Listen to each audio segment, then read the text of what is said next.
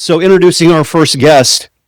After high school, Eric answered the call to serve. He attended the U.S. Air Force Academy in Colorado, serving as an intelligence officer overseas. He also holds an MPA from Columbia University. In the Air Force, Eric rose to the rank of captain, leading intelligence operations for Special Operations Forces and helped shape strategic planning. During his time overseas, Eric built critical international alliances and briefed top U.S. leaders on national security issues. For over a decade, he led a high-risk operation in some of the world's most dangerous regions. Eric's missions have taken him far from home, but his heart never left Cincinnati. Now he's ready to take that mission to Congress and fight for working families. Eric plans to run for Congress against Greg Landsman in 2026. Let's welcome Eric Conroy.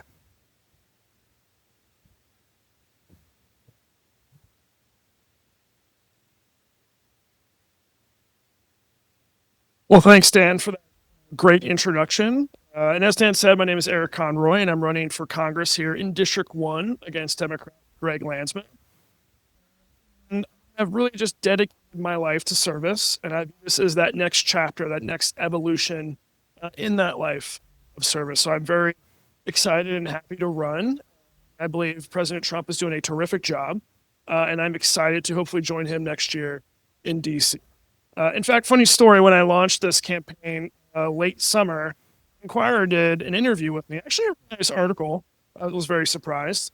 And in that article, it didn't say Force veteran challenges Landsman. It didn't say prior CIA officer challenges Landsman. You know what it said? It said elder graduate challenges Landsman, which I thought was just the most perfect Cincinnati title to my campaign launch. But I'm going to take tonight to talk a little bit about my service history and my past. So as Dan said, I started out in the Air Force. I did 7 years as an Air Force intelligence officer, which included a few years in Japan and also a few years at the Pentagon in D.C. And there's a lot of people who have questions about the intelligence community, and I'm going to try to break it down a little bit tonight.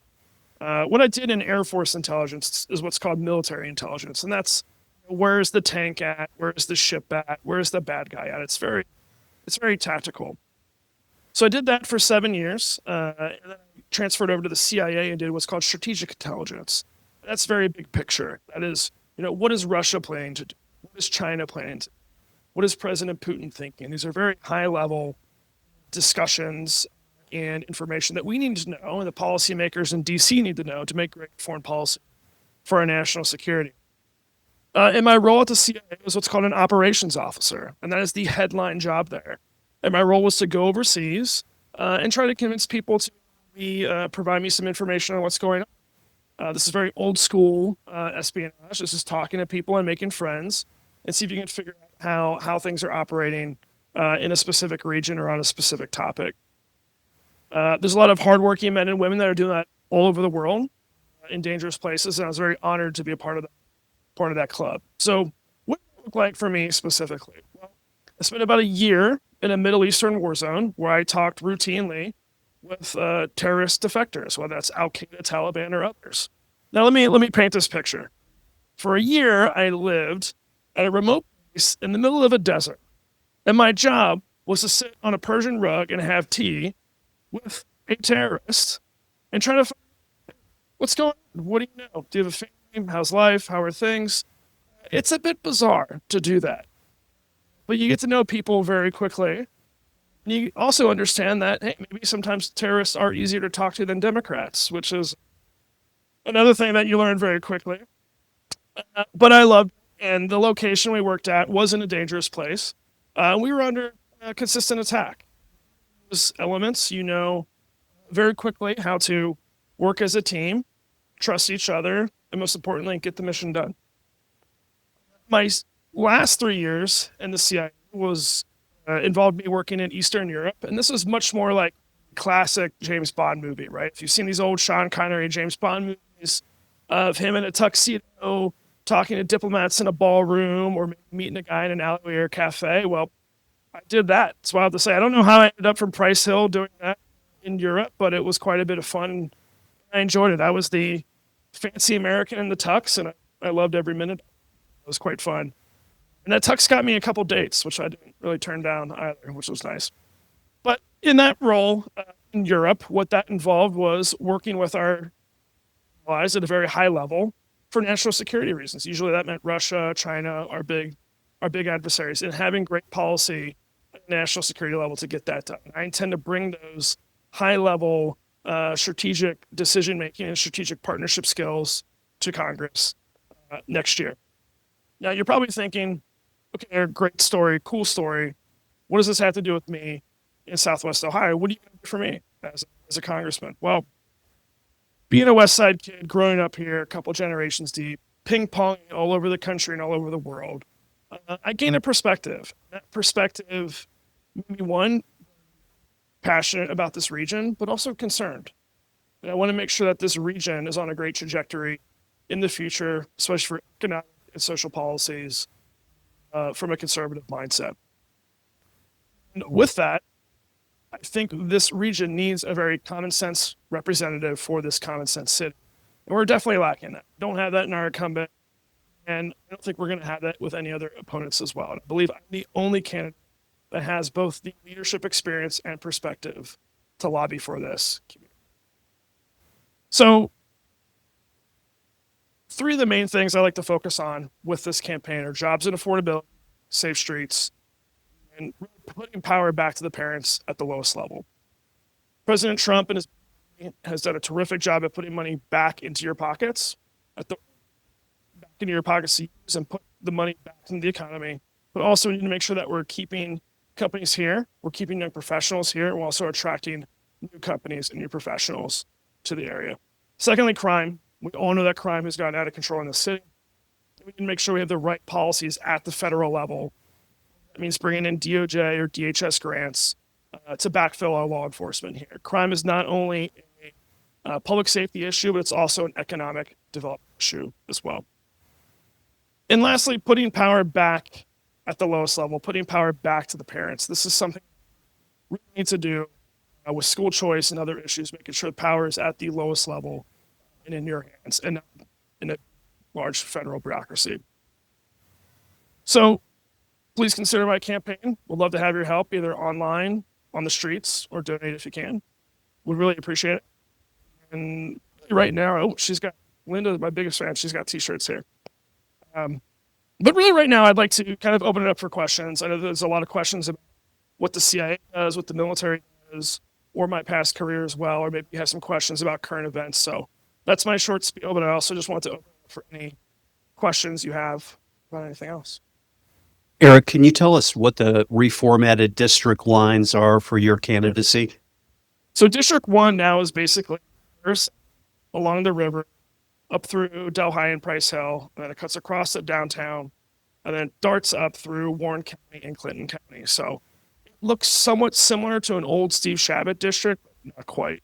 Is what it looks like. And then Warren Davidson's district kind of cuts down into basically Green Township, and he still has the Indiana border to the state. Let's take some questions for Eric. Who has a question for him?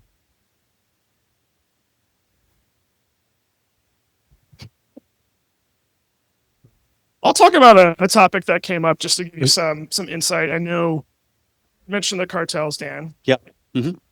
In recent news, we've seen a lot of targeting of the cartels with Venezuela, the operations down there. What the president is doing and targeting these cartels and considering them basically non-state actors, right? So consider whether you're talking about a non-state actor or a country, you can deal with them politically different. So if you consider cartels a non-state actor, kind of like a terrorist group, you can more easily go after them from a political and military sense, which is what the president is doing.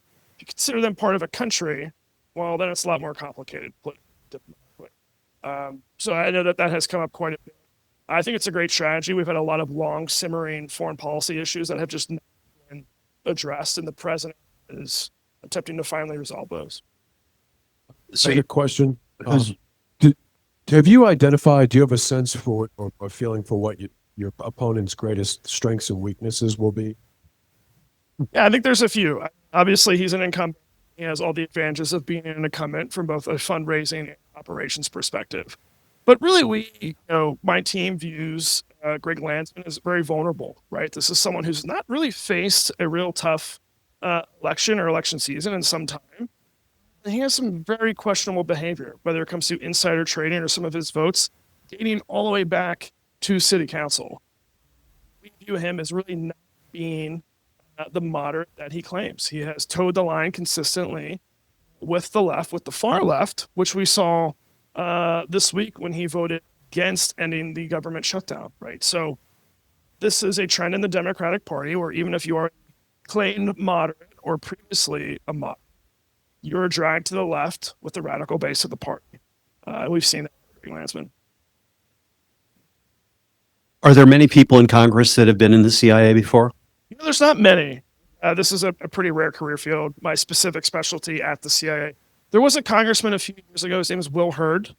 He's a Republican out of the El Paso area. He had my career background at the CIA. So not many. It's very interesting. Here's a question right here. I think some people might be interested in knowing a little bit about various security levels and what it takes to get there and why. Sure. So there's different levels, and it really depends on what programs you're working for and where you are, right? And most people in the military have just a basic low-level security clearance, and that's so you can know kind of like, hey, you know, here's where the troops are, here's where it is. When you start in specialized programs, whether that's at CIA, NSA, NGA. I actually got my start as an imagery guy at NGA. Look at satellite pictures. Cool. That's a great picture. I was a picture guy. I don't know why. So when you start into the three-letter agencies, that's a much higher security level than just being a soldier in the Army. Question. Yeah. Just go ahead. I'm just curious. I was heard about your experience in Japan. What's your reaction to the election of the new prime minister there? It's really interesting. I think regardless of who won the election, our foreign policy stance with Japan, I think, is increasing. Understand the increase threat of China. When I was there from 2012 to 2014. So China wasn't quite it is now. It's 15 years later. And whoever is going to take over that position needs to take a hard line on China from a foreign policy perspective. And I had this discussion with another friend of mine because we're really close to Japan, Australia, and the Koreans in Asia. And I asked, what is the future of NATO? And I think the future of NATO is really going to be a Western-led worldwide alliance, which could include Japan, Korea, Australia as well. So whoever is at the helm in Japan, it's very important that they a hawk on China, which they have been in recent years. I think she will as well. Here's a question right here. Will you remind voters about how Greg Landsman was is a foot soldier in the Democratic side of Congress and not a leader, and that he backed the shutdown when it's during your election? Of course, we will have public review of all of Mr. Landsman's actions and inactions thoroughly next year. I can guarantee you that. Oh, There are Republicans in Congress now that are making a difference, and they're trying to get individuals to be accountable. There seem to be a lot more that aren't doing that. Where do you stand on that, and how could you make a difference?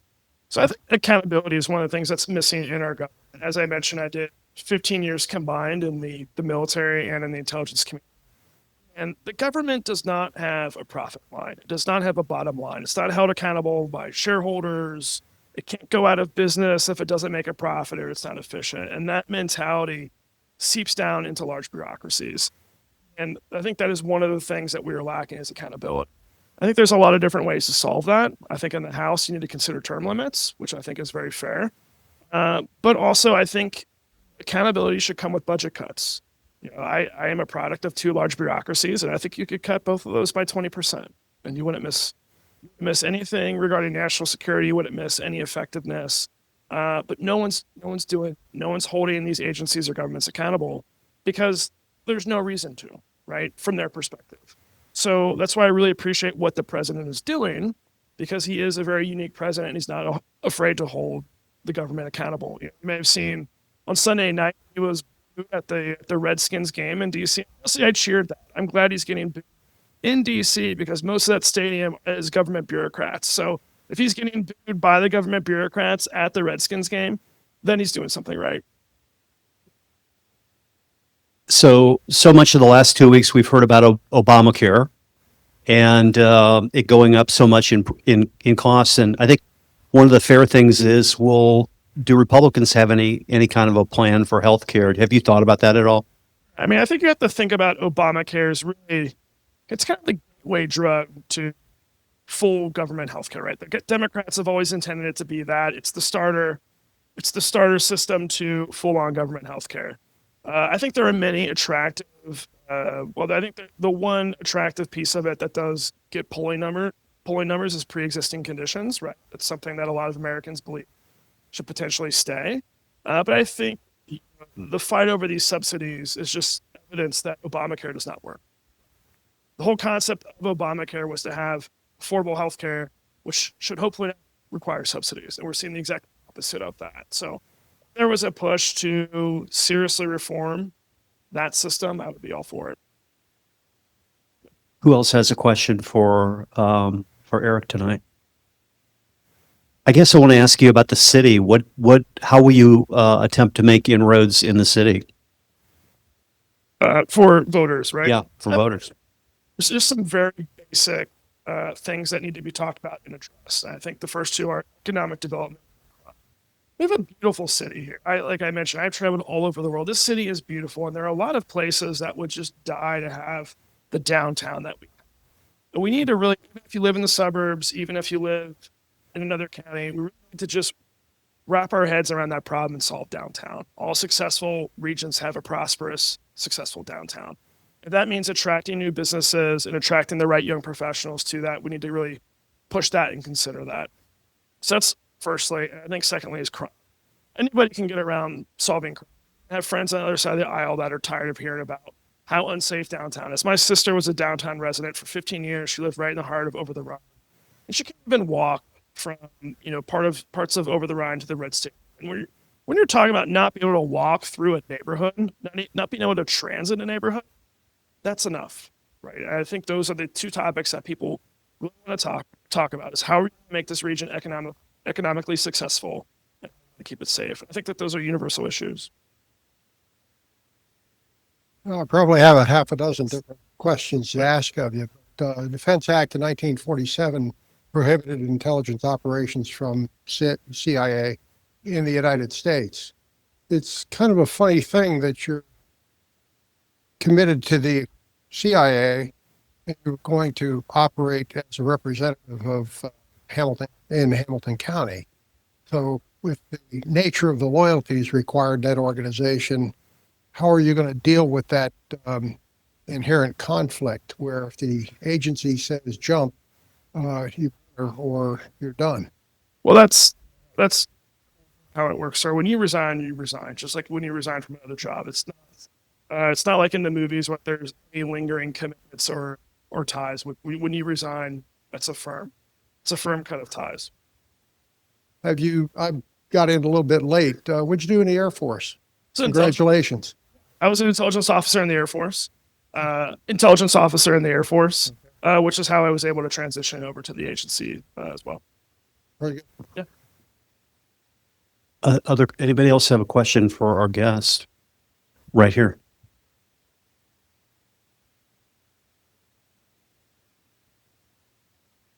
I don't really have a question, but I have a request. If you're successful in your campaign, my son-in-law is in the National Guard. He has not been paid.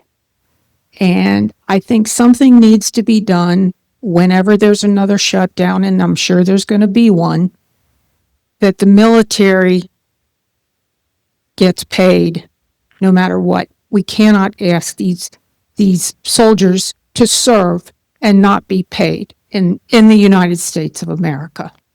Ma'am, you're absolutely right. And I was a part of several shutdowns when I was in the Air Force. and to wait on that back pay, it's not fun. And the military already doesn't get paid as much as they should. So to have those provisions in there so that the military does get paid, I would tell you, as someone who's suffered that personally, I can agree very wholeheartedly with you. Any other questions for Eric? Let's give Eric a round of applause. Eric, thank you so much for coming.